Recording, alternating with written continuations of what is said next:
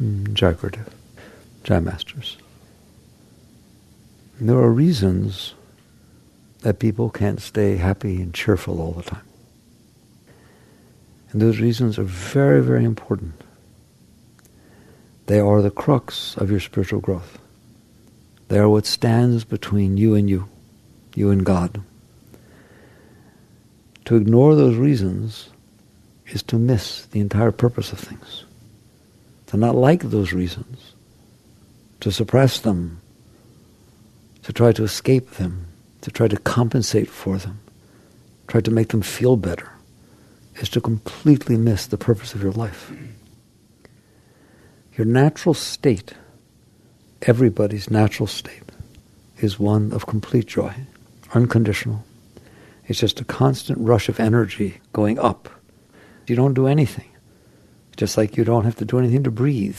You don't have to do anything for your heart to beat, for your circulation system to work, for your food to digest. They are natural processes.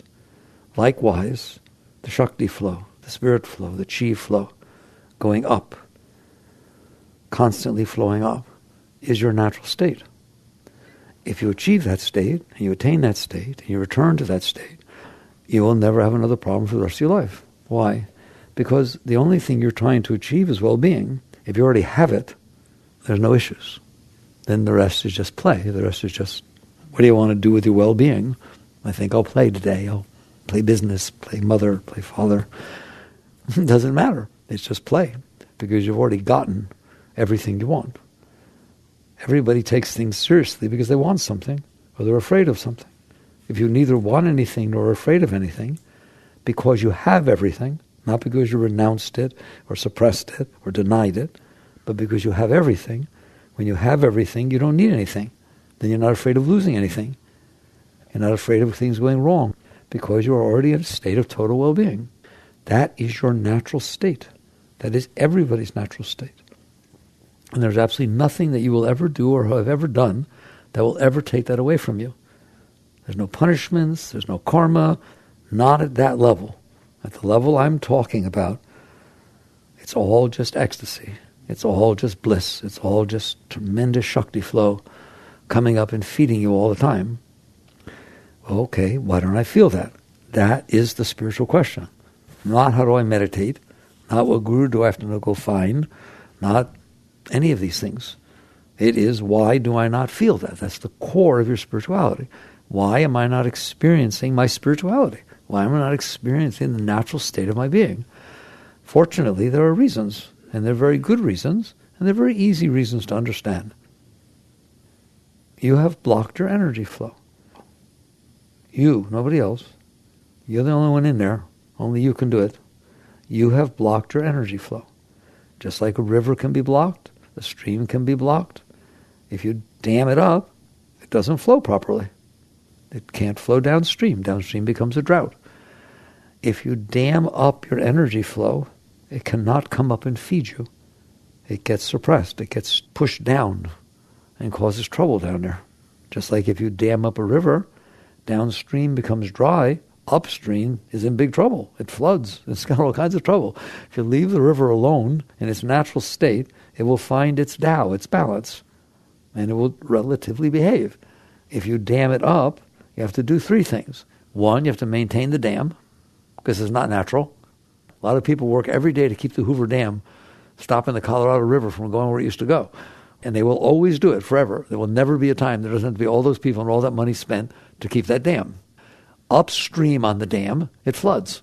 All right? They have to open up the valve. They have to open up the gates to keep it from flooding upstream. It's a constant thing. Downstream, there's a drought. Downstream, there used to be farms. There used to be things. That's what happens when you dam things up. It's a damn thing when you dam things up. Likewise, it is the same thing inside of you. If you dam up your Shakti flow, if you dam up your energy flow, then above the dam, you're dry. Below the dam, the energy needs to do something, so it causes all kinds of trouble down there. We'll talk about that a little later. So the question becomes, do you want to feel the joy, the love, the inspiration, the constant feeding? Christ said, man does not live by bread alone, but by every word that leaveth the mouth of the Father. Someday you will understand exactly what that means. Right now you get high because somebody likes you, because you got a raise, because something happened that you like. That's your bread.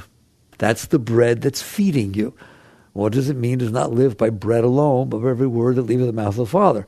This Shakti flow, this natural spirit flow that flows inside of you, is from a very high place, and it feeds you. It takes care of you completely once you reach that state. So you choose, do I want to return to that state of absolute unconditional well-being, or do I want to deal with myself in a blocked state and see what I can do and still be okay? In other words, maintain the dam, don't flood uphill, try to get some water down. It's a constant process. You're constantly trying to be okay. You're constantly trying to buy something, trying to avoid something, constantly trying to have something not happen, trying to have something happen. That is why you're busy. Of course you're busy trying to be okay. Why? Because you're not okay. It's very natural to want to be okay. And if you're not okay and you feel dry, then you feel a relationship might feed you. You feel that more money might feed you. You feel that travel might feed you. And you're constantly thinking of all these things, and your society completely supports you in this. They encourage you to do this, of what needs to happen outside so I get some juice inside. That's like sitting there saying, what do I need to do to maintain the dam so it doesn't break? What do I need to do to, pump the water off upstream so it doesn't flood? And what do I need to do downstream to irrigate and bring false irrigation? In other words, you don't understand there's a natural state for that river to flow, and you blocked it. And because you blocked it, you have all this work to do. So eventually you come down to the real question. How did I block it? I don't remember blocking it. How did I block it? And that's the most important spiritual question you will ever ask. Because if you know how you blocked it, you know how to unblock it. If you don't know how you blocked it, have fun. People will just tell you things to do, techniques and so on. That is so meaningless, it's ridiculous. There is a place for techniques. There is a place for meditation and different spiritual things, all right? But not until you know what you're doing. Otherwise, they're just raw attempt to get what you want. You can't get it, so you think meditation will give it to you. You can't get it, so you think going to Nepal and meeting Buddhist monks will give it to you. You understand that? It's just another thing to have to do. It's another process when you don't even understand what's going on. Therefore, it doesn't really work. It worked for a minute. You'll go to a retreat, have some spiritual experience, then talk about it for 5 years what an experience you had. If you want that, you came to the wrong place. I have no interest in spiritual experiences. I have no interest in you having spiritual experiences. I want you to attain a spiritual state permanently, not have an experience. And the only way you're doing that is to remove those blockages. So all of spirituality is about removing the blockages. Now, can meditation help? Of course. Can mantra help? Of course. Can yoga help? Of course. These things can help you do that. But they are not things in and of themselves. They're not spiritual things. They are processes that you can practice in order to regain your natural state of spirituality. All right? Now, what are the blockages? And how exactly did I do it? I don't remember doing it. I wouldn't want to do that. I'd rather have the good juice. How do I block myself up? It's very simple. Events happen in this world. Things happen. Have you noticed? It's a happening place. Every single moment, there is something going on in front of you. Have you noticed that? Something going on in front of you. There it is. There's something going on everywhere. But you're only seeing the part that goes on in front of you. All right? Sometimes the part that unfolds in front of you is rather nice. And sometimes the part that unfolds in front of you is not so nice. There are nice people, there are not such nice people. There are nice words that get said to you. There are some really not nice words that get said to you. There's really, really loving moments, and there's really, really painful and distraught and difficult moments. That's called reality. For everything there's a season, a time for every purpose under heaven. That's yin-yang. That's the Western version of yin and yang. The world is what it is. The world is neither good nor bad nor right nor wrong. It is the result of the forces that cause it to be the way they are. If you say something is wrong, and I know you think things are wrong, if you say something is wrong, then you're saying the forces that happen that cause it to be that way are wrong. And the forces that cause those forces to be the way they are wrong. So you've just said all of creation is wrong. Because it's all tied together all the way back to the Big Bang 13.8 billion years ago. If the charge of an electron wasn't exactly what it is, things wouldn't be the way they are. So therefore things are bad, so therefore the electron charge is wrong. Just understand that. If you say a person is wrong, how could he have done what he did? That's terrible. I would never do that. That person's wrong. Then you're saying all of the influence that caused that person to do that. Upbringing, formative years, mommy, daddy, every single thing. First girlfriend that dumped him when he was 12. All of them are wrong. All of it's wrong. Anybody listening? It is all a system that is a result of all the forces that have caused everything to be.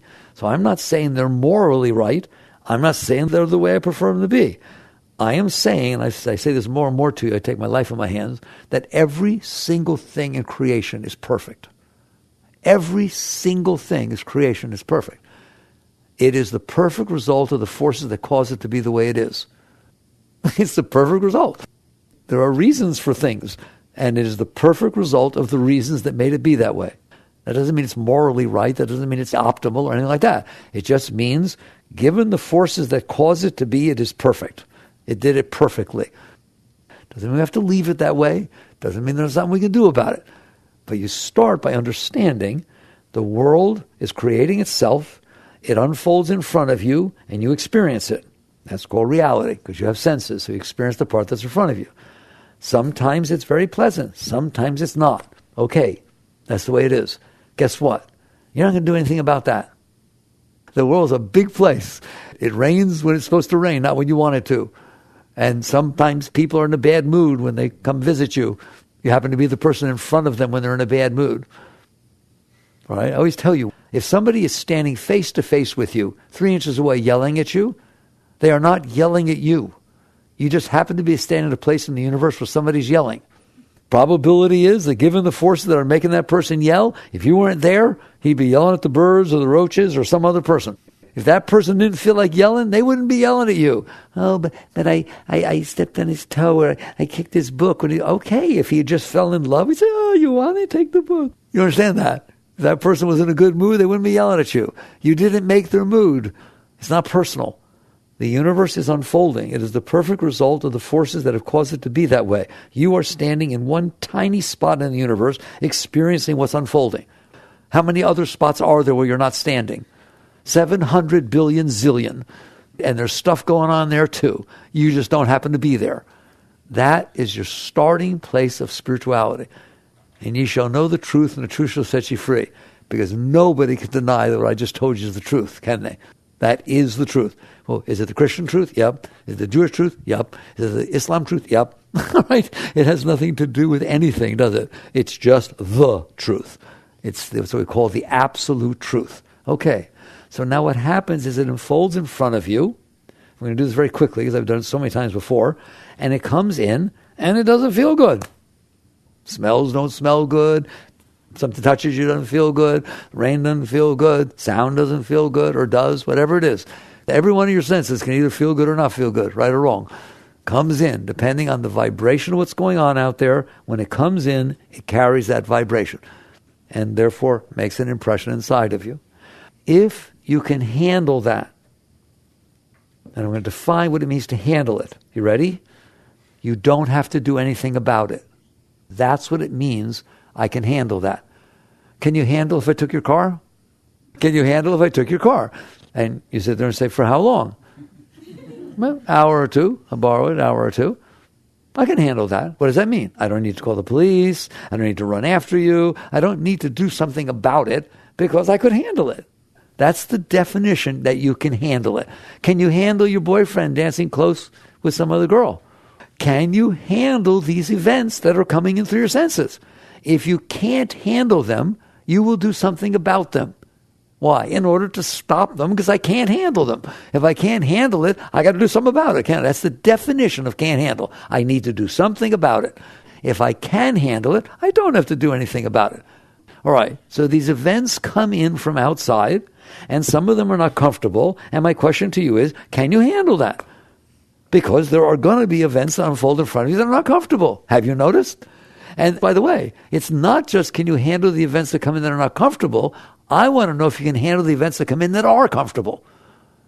Oh, you look weird at me then, right? You're married, you have 2 children, you're taking tennis lessons or golf lessons, and the pro is kind of cute. Can you handle it? Or do you need to get weird? Start running away and leave the kids? I don't know. People do all kinds of weird things because they can't handle it. Do you understand that? So you are just as bad as handling the positive things, the really positive things. Every one of us is really bad at handling the extremes. How's that? If it's extremely positive, I want it. At what cost? I don't care. It causes a lot of trouble, doesn't it? All right? If it's extremely negative, I don't want it. At what cost? I don't care. All right? So it is the same thing with positive and negative. If you can't handle it, you have to do something about it. When it comes inside of you, does it force you to get uncomfortable enough or comfortable enough to where you need to do something about it? Now what happens is when you do something about it, that's when karma starts. I said to you, don't worry about karma. At the highest level, you have no karma. You're a free being, period. But what happens is when this stuff comes in and you have to do something about it because you can't handle it, it means you're not evolved enough yet to sit in a Shakti flow. Let's say you were feeling tremendous love and bliss before I borrowed your car or before your boyfriend went out with somebody else. Now can you handle it? You don't know because you've never been there, right? But all of a sudden, if you're really feeling good, it's beautiful, and who cares? You can have the car. Just leave me alone. All right? I'm already getting everything I thought I'd get from the car, all right? So it's amazing how it shifts depending on how you're doing inside. The point is, if it comes in and you can handle it, then it's not a problem by definition. It's not the issue, the event, that made it a problem. It was the fact that you couldn't handle it that made it a problem. All right. So now, what happens if I can't handle it? If something comes in and is not comfortable, it is natural. It doesn't make it right, but it's almost instinctual to push it away. If somebody comes up to you and takes a swing, you put your hand up. If something comes up to you and it threatens you physically, you throw your arms up, don't you? You try to keep it away from you. It's totally natural. If this thing comes in, it is not comfortable to you. It is attacking you. It is the enemy. It's not good. And you will naturally, until you learn otherwise, throw up your will to resist it. You have arms inside, and you will push it away. When you push that away, that is what's blocking your energy flow. What? What's that got to do with the energy flow? Where does it go when you push it away? It becomes a boulder in the river. You push it away, and it stays there because you didn't let it continue its journey through the universe. You didn't let it pass through you. The wind blows by, doesn't it? If you can't handle the wind blowing by you, you buy a 4x8 sheet of plywood, good luck, and hold it up against the wind because you don't want it hitting your face. There, I rest my case. That wind has become a big problem, hasn't it? You just blocked the force that was naturally passing by, therefore it stays. And you have to resist it and devote yourself to it. Every single thing you resist stays inside of you. And guess what? This should not be a shocking revelation because you know it does, don't you? I got a little mommy-daddy stuff in there. What are all those formative years that the psychologists talk about? Ever have a fairly traumatic thing happen to you? You got robbed, beat up, this happened, car accident, anything? Most people had something. Is it still in there? Ever think about it? Anything ever remind you of it? Do you hear me? Comes back up in the dreams. Oh, you were in a car accident 20 years ago. All of a sudden you hear brakes screech. You freak out. No, not everybody's that way. Newsflash. It's because you have something stored inside of you that you didn't let pass. It wasn't okay with you. You couldn't handle it, so you suppressed it. It's like Freudian suppression. You pushed it away. When you push it away, it's a thing. In yoga, isn't it amazing as I talk about this? You can go back to the Upanishads, ancient, thousands of years ago, and they talk about samskaras. There's yoga. They talk about samskaras, the ancient scriptures. Samskaras are patterns of events that happen that you stored inside of you. Well, why is that different than Freud's suppression? That's exactly what he found, is that people have held their past inside of themselves. You have, haven't you? Those are the blockages that block your energy flow. Every single thing that you have stored inside of you from your past, not people confuse what I'm saying. It doesn't mean you can't remember something. It happened to you. You can remember it. When the wind blows by across your face and you let it go, you can remember the day it was windy. I'm not telling you to erase your memory. I'm telling you not to resist. Let's spend a moment on that because people really don't get that. There is a difference between experiencing something and handling what you experience and knowing that you experienced it. as opposed to not being able to handle it, thereby pushing it away, whereas it becomes a blockage that's stored inside of you. That's very different than knowing it happened to you. That's not wanting it to have happened to me. And because I don't want it to have happened to me, I pushed it away and it stayed stored as this blockage inside of me. And it has power, doesn't it? The day the wind blew and you didn't bother, it has no power. Doesn't mean you don't remember it, but it has no power over you, does it? But what mommy and daddy did, that stuff has power. For his boyfriend, ex-husband, that's a good one. And you guys got exes, know what I'm talking about. It's like if you have experiences that were not pleasant and you were unable to handle them openly, when you had to close and resist them and store them and push them away, they are still affecting your life. They are boulders, rocks and boulders stored inside of you. And I'm telling you, they are stored exactly in the stream, in the channel where your energy flows, your natural energy flows. All right. That is about the most important thing you will ever learn. One, that you have a river of joy inside of you, you all do, that is so beautiful that it's higher than any experience you've ever had, and it goes on all the time. Master used to call it ever new joy. Probably somebody said, well, won't you get tired of it? No, it's ever new joy. There is. It is there, okay? It is flowing. Now you know it's there. At least you hear me when I told you it is, and I'll prove it to you more. I'll prove it to you more that's inside of every one of you. And now I'm telling you why you don't feel it. You don't feel it not because it's not there. You don't feel it because you blocked it. And if you blocked it, it's going to cause trouble above the blockage, meaning you get dry periods, you don't feel love, you don't feel all kinds of negative, empty, psycho jumbo, right, is what we generally live in because we're not being fed. And below, it's causing trouble. It's causing trouble. It's stirring stuff up down there. You don't feel comfortable. You're scared. Jumps. All right, that's what it does. Just like I taught you about the Hoover Dam, right? So you got to work now. What do? I'm not comfortable. Let's get that straight. I'm not comfortable. Every one of you know you're sitting on top of a volcano. Every one of you know it, but no one will talk about it. Something could happen at any time, and you're in big trouble. That's because you're sitting on top of a volcano. What have you shoved down there? Everything that ever bothered you. Well, if you shove down there everything that ever bothered you, I think you're going to be bothered. What kind of a place is that to build your house? Christ said, don't build your house on sand, didn't he? Don't build your house on sand. You build your house on worse than sand. It's built right on top of everything that ever bothered you. If I had yours, it wouldn't bother me because I didn't go through the experience. It didn't bother me. I can handle that. Oh, your mama got divorced. Big deal, right? Nothing. But you had to go through it and you couldn't handle it, so you suppressed it and so on. And so now you got all this garbage down there. And so what happens is now you're busy because you couldn't handle the events, you pushed them away, but you still can't handle them. Now you got a whole bunch of stuff stored inside of you that you know you can't handle. There are literally people, this is extreme, but there are people, their parents got divorced when they were 6. It was a terribly difficult time for them. They lived mommy and daddy and all the kind of thing kids go through with divorce, right? And now they grew up and they're 34 years old and you meet them, you say, have you ever married? No. No, you haven't ever married? No. Why? I don't want to get divorced. It was so hard. I don't want to get divorced and I don't have kids. Because what I had to go through, it was hell. And I'm not putting anybody through that. Now that may sound romantic to you. Maybe even say, oh, that's nice of you. It's not nice and it's not romantic. You should be able to handle the events that happened to you. That's karma. You'll understand how the past runs the present. You stored inside of you events from the past and they are guiding your life. No, better than destroying your life. And you got lots of those, don't you? So this stuff that you store down there is a major problem. Not only is it blocking your energy flow, but it's causing you disturbance and fear and all kinds of anxiety all the time. Because you're afraid it's going to happen again. You're afraid you do something wrong.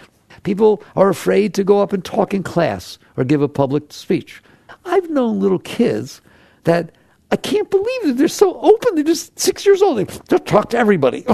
Just go out there, right? Let's see what happens when they get to 12 or 15, by the time they get to college. They will have stood up at some point. Somebody would have laughed at them.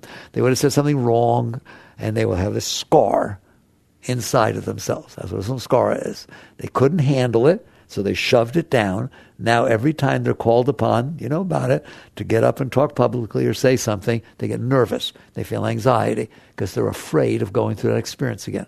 You probably know a lot about this because I've just given you a couple of small examples. That's everything.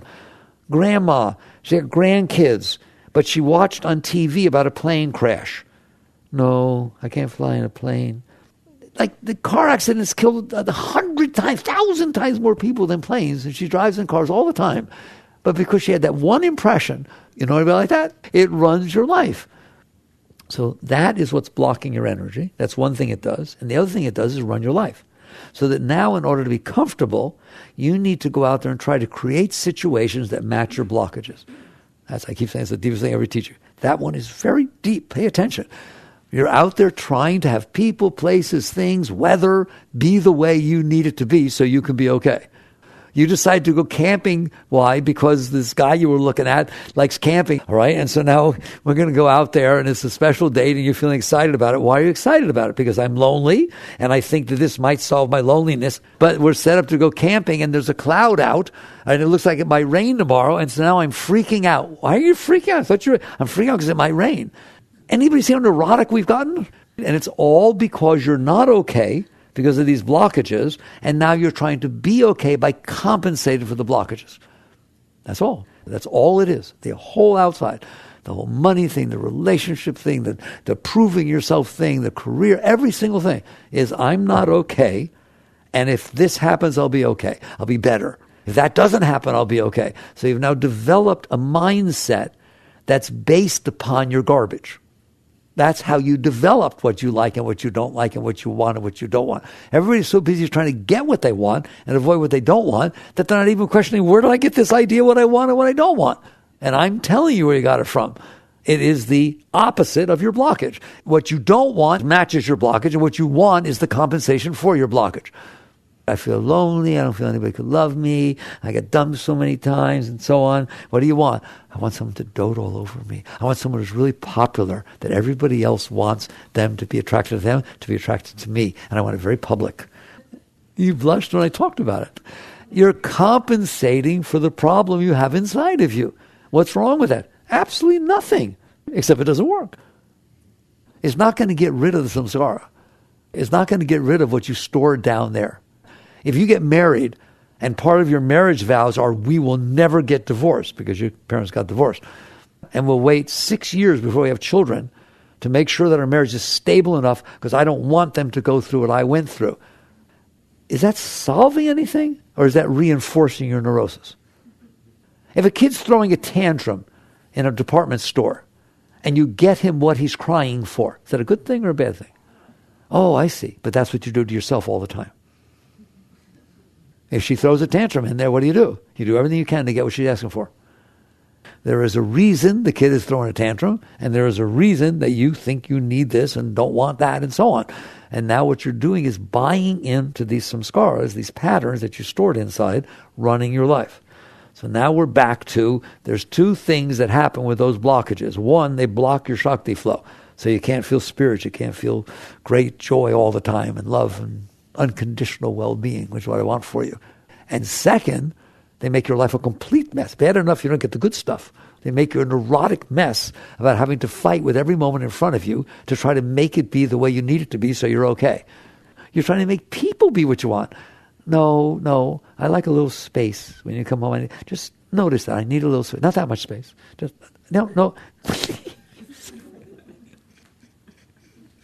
It's so cute, it's ridiculous. You're trying to make the world outside of you come in a way that doesn't stimulate the bad samskaras and stimulates the good ones so that you can feel okay.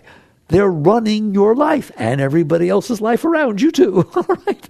And since none of us agree, let's get this over with, there is no one who agrees with how you want things. Why? Because they've had totally different experiences than you. Totally. Everybody has a totally different experience than you.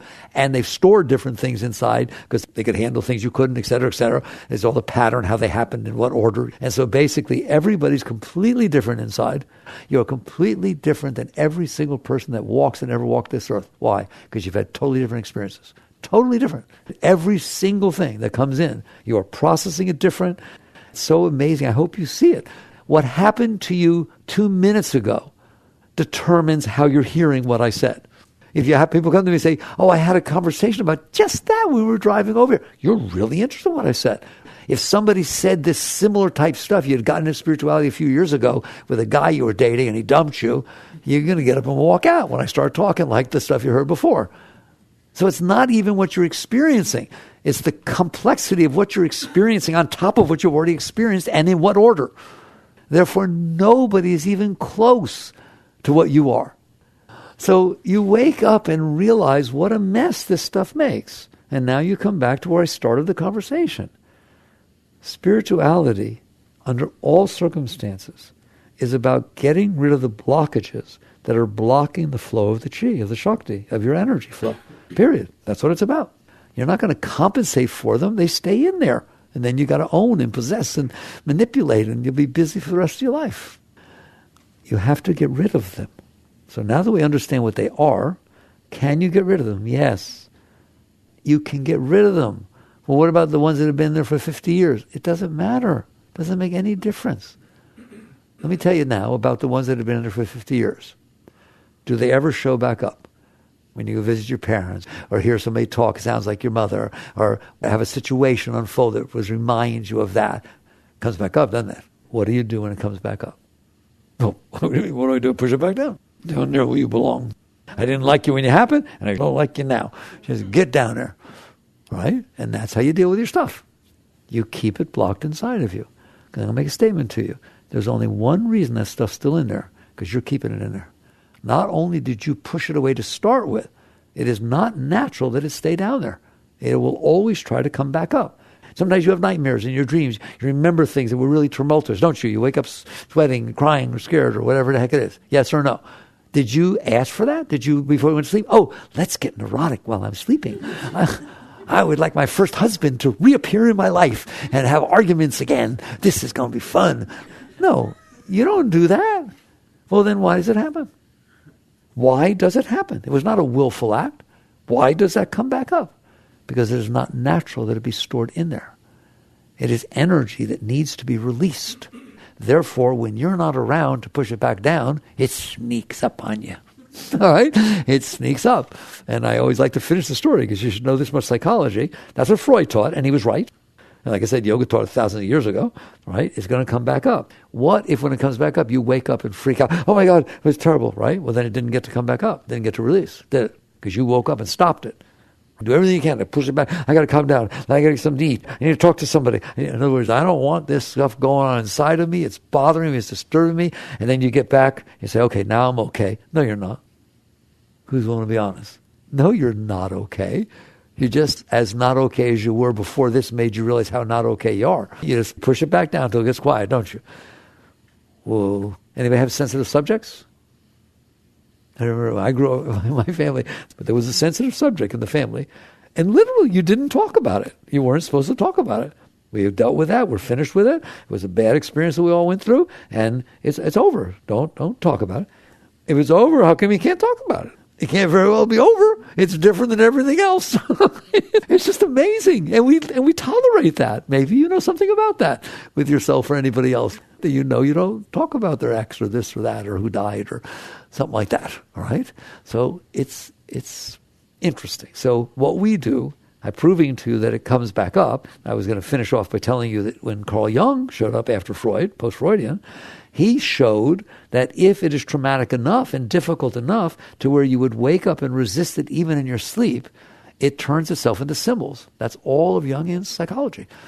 And it's very simple, right? The mind is so brilliant that it knows it has to get it past you, and so it symbolizes it. You know about that much psychology, don't you? That your dreams can be symbols. Isn't that interesting? What is that showing you? That it doesn't want to be in there.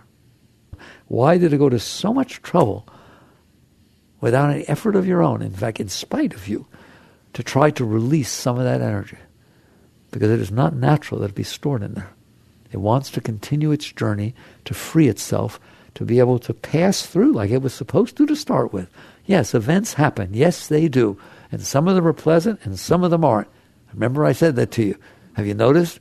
If you can let it be unpleasant and then let it be finished, it will be finished. If you're not able to handle it being unpleasant, and therefore you store it inside of you, it will never be finished. Which one do you want? So what you catch on to is the stuff doesn't want to be in there. It will naturally come back up. And so the question becomes, do you want it in there or not? Because that's the decision of a spiritual life.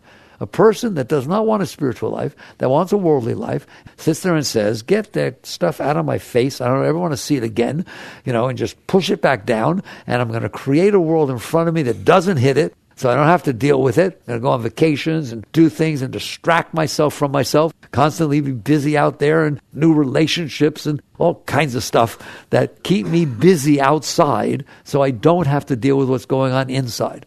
That's a normal human life. A spiritual being looks at that and says, I don't want this stuff stored inside of me. I want to feel my natural joy, my natural inspiration, my natural love. Therefore, I am willing to do whatever work is necessary to not have this stuff stored inside of me. That's a spiritual being. Do you want to spend your entire life trying to placate these blockages you have inside of you so you can have a few good moments and not be too scared? Or do you want to get rid of the things and see what it's like to be free? We call that liberation. Liberation. Jivan Mukta, a liberated soul. So how do I get rid of this stuff? Look, it took me a long time to explain to you what you're doing in there and that you got this stuff. I'm so happy to tell you that it will only take me a couple of minutes to tell you how to get rid of it. What do you mean? I told you it doesn't want to be in there. So stop pushing it back down when it comes up. It's that simple.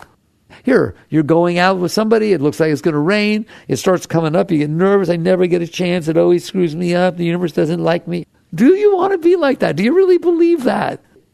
Do you want to be like that? I'm asking you, do you like that? And then go to bed scared, and then all excited because it's not raining in the morning, or depressed because it is? You really want the weather to determine how you're doing? And so I told you, what you're looking for is unconditional well-being. That has to be unconditional. So what do I do if this neurotic stuff happens inside of me? You let it go. That'd be nice to let it go. What does that mean? The highest thing you can do is handle it. Remember, I made a big deal of that word, handle it. If you could have handled it to start with, it wouldn't be inside of you. If you could handle the fact that when you were 12 years old, a boy dumped you, you wouldn't be running around with all this insecurity that then somebody's going to dump you again. You hear me? If you could handle it, write a passage, got dumped. I've seen movies about that. I got to get dumped. Wow, that's neat. You could have had fun with it, but no way you were ready for that, were you? So you couldn't handle it. And because you couldn't handle it, you carried it with you. You suppressed it. You held it inside of you. So what I'm asking you is, now that you're a little older, you've been around the block a few times, you realize, life happens. It's not personal. It happens. There's something going on everywhere. You just have to be standing in front of this piece. It's not personal. But no, because I can't handle it, I stare at it. I couldn't handle that you dumped me, so that's all I think about. It's so funny. But it's because I couldn't handle it that I have to do that. If you can't handle it, you do something about it. So what I'm asking you, now that we've come a long way, is now it comes back up. Years later, or 20 minutes later, whatever it is, it comes back up. Can you handle that? I know you couldn't handle it when it happened. That's why it's still in there. I want to know whether you can handle it when it comes back up. Believe it or not, that is the highest thing you can do in your life, is be able to handle the stuff on its way out, because it will go out. Now you see how everything I taught you is coming together. It is not going to stay in there naturally. It does not want to be in there. So when it comes back up, which it will, you don't have to make it. You have to go looking for it. It's going to come back up. Are you able to handle while it passes through you? And I told you, I already was nice to you. I already said the answer is no. But I at least asked the question. You couldn't handle it when it happened, and you can't handle it when it comes back up. Well, then we have some work to do. All right? So the answer is easy. Let it go. That's what let it go means. I can handle it. I don't have to do anything about it. I saw my ex, and my heart started getting a little scared. I looked at it like, come on, man, it's 10 years later. What are you doing? Walk over there and say hello. And I just rose above it, and I handled it. Well, if you can handle it and say hello, believe me, he's not going to be in there as much next time. It's because you were afraid of seeing him. You're afraid of facing him. Therefore, you're afraid of going to a party. Do you want to be like that? Because you do not have to be like that. You just have to be willing to not be like that. You have to be willing to handle something is coming up. It is not comfortable. The question is not, do I like it? The question is not, do I want it to come up? The question is not, do I want the person to apologize so it didn't come up? No, the question is, can I handle it? Now you don't say that. You say, I don't like this. I don't think I can handle this. You say that? I can't handle this. Wow, okay, good. You'll be screwed for the rest of your life. Remember that. Can you handle it? Yes. Because if you say no, you can't. Do you understand that? That's how you deal inside yourself. I do not want this stuff inside of me. Therefore, it is not going to be there. I'm not going to go fishing for it. But if I don't like it when it comes back up, I'm going to kiss it goodbye. I'm going to welcome it up inside of me. I'm going to, there's so many things. So the highest is to just relax. What does that mean? I can handle it. I'm asking you to relax. In the face of what? Everything. Because if you don't relax, you're going to push it back down. All right? People always ask me, what do you mean relax? I mean relax. Relax your tummy, relax your chest, relax your buttocks. Just relax. And then lean away from the disturbance. There'll be something inside that's going like this. Relax and lean away. That's the highest thing you can do. Why? One, you didn't resist it. You relaxed through it. Two, you leaned away, giving it space. So that as much as it's possible that it can release, it will. Doesn't mean it's going to release all at once. It won't release all at once because you're not capable of handling it. But if you start practicing handling, releasing, that's what it is. You practice handling, releasing. Do it with little things, the weather, the way the person drives in front of you, whatever it is, right? Just practice relaxing through things that are not comfortable to you instead of making a big deal out of them. And if you do that, then bigger stuff will come up and you'll practice, like playing the piano. You practice your scales first. All right? So I know you're not capable of doing it. Nobody's saying that you should be capable of doing it. What I'm telling you is you're capable of learning to do it. You're very intelligent. You're very bright. You're very willful. You can learn things. The highest thing you can learn is to be able to handle reality because the alternative is absurd. Okay? And I'm telling you, whatever's happened to you so far goes under the moniker of reality. Isn't it? It's what really happened. It's what happened. So if you couldn't handle it before, I'm begging you to handle it now. All right? Or at least say I want to. First say I want to, then say I can and I will. I can tell you, you get to a certain point with this and you see it works, that the stuff you've been carrying around there isn't there anymore. People say things, different situations used to get you all upset. Nothing. You don't even notice anything. Right? And then all of a sudden, at some point, you start feeling more of this energy. Sometimes it's just a smile that didn't used to be there. And sometimes it's waves of rushes of beautiful energy. Doesn't matter until you get to a point where you'll never go down again. I want you to know you'll never go down again. You'll never know the problem again for the rest of your life. She might, but you'll just relax through it. And plus, if she does have a problem, that's a blessing. Why? Because it's an opportunity to take another boulder out. It's an opportunity to see why. What did I store inside of me that is unable to handle this situation? And then let it go. And all of a sudden, your problems become your stepping stones to your growth. And your good days become your stepping stone to your growth. Good to get fed, good to be high, good to experience the beauty and remember what that feels like, and good to go through tough times. If you'll just keep letting go, let go, the stuff will go. Do you understand that? Why? Because you're the one who's holding it in there. And so if you do this practice of not resisting, of releasing, over time, it doesn't happen all at once, it takes time, but it works. It can't not work. I don't care if it's just the tiniest thing passes through. It can't not work. Once one passes by, the next easier. Pretty soon you'll be in the habit of constantly letting go of every single thing that comes up and everything that happens. Now, where does meditation come in? I told you that stuff's easy. Because it's hard for you to do this, meditation helps you practice being conscious and present when your mind is not doing so well, your heart's not doing so well. There's no such thing as a bad meditation. None. If you sit down and your thoughts bother you throughout your entire meditation, you come to me and say, I had bad meditation? I say, why? Because my thoughts just wouldn't shut up. You mean you're conscious enough to know that you're not your thoughts and that you're separate from your thoughts and they wouldn't shut up? Oh my God, namaste. Anything you do to better yourself is wonderful. So anytime you put aside to work with yourself, anything you do, just remember why you're doing it. You don't meditate to see blue pearls and white lights and have out-of-the-body experiences. You meditate to practice letting go. And there's plenty of time to practice, isn't there? Because there's always garbage going on in there, right? And you just practice. You practice being okay with not okay. You practice letting go. If it's cold out, that's a good time to practice being okay with not okay.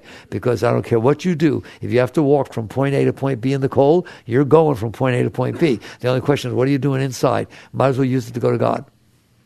If it's hot out, you're going to be hot, it's going to be out, and you're going to be sweating. I'm not telling you not to go inside, but if you happen to have to be outside, you're going to experience it outside anyways. What are you doing inside?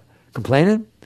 Carrying on? Hating it? I want to move from Florida. I don't even like this. Blah, blah, blah. Making a mess out of everything? Or letting go. Let go of the complainer. Let go of the one you stored in there that's now a mess. And you use every single moment. So meditation, mantra, say something in your mind over and over again, so you have an opportunity to hang out with that instead of hanging out with your resistant mind.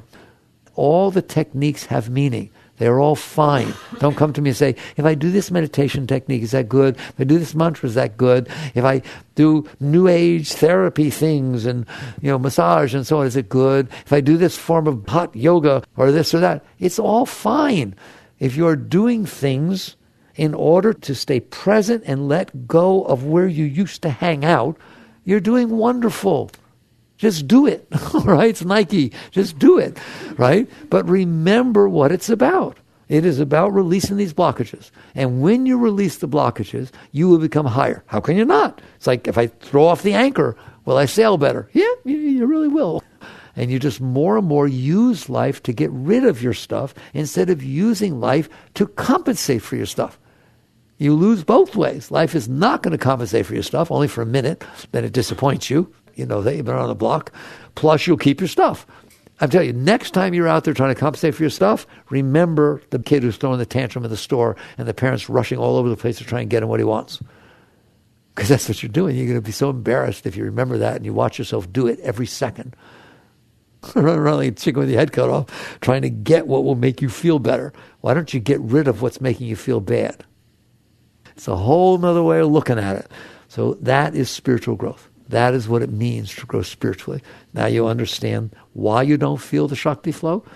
It's there, believe me, it's there. You're just choosing to put your attention elsewhere. The fact that it's blocked, how did it get blocked?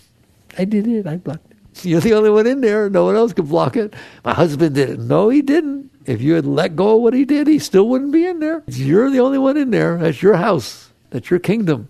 So you understand that there's beauty inside. There's gold in them, there are hills. Absolutely.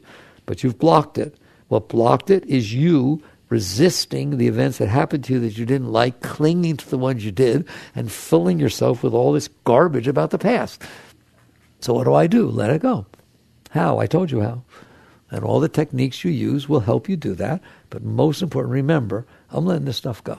Just every morning, remember, I am waking up into a day in which there will be less of me when I go to bed tonight. There will be less stuff inside of me.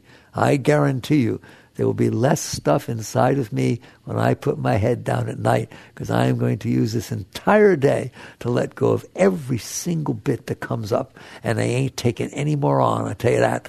That's something I learned early in the 70s. It takes 2 seconds to store one and 2 years to get one out. You hear me? Just have a friend of yours not behave the way you expected and resist it. And start going, what's the matter with her? Why I didn't do anything. And get like that. And see how you feel next time you see her.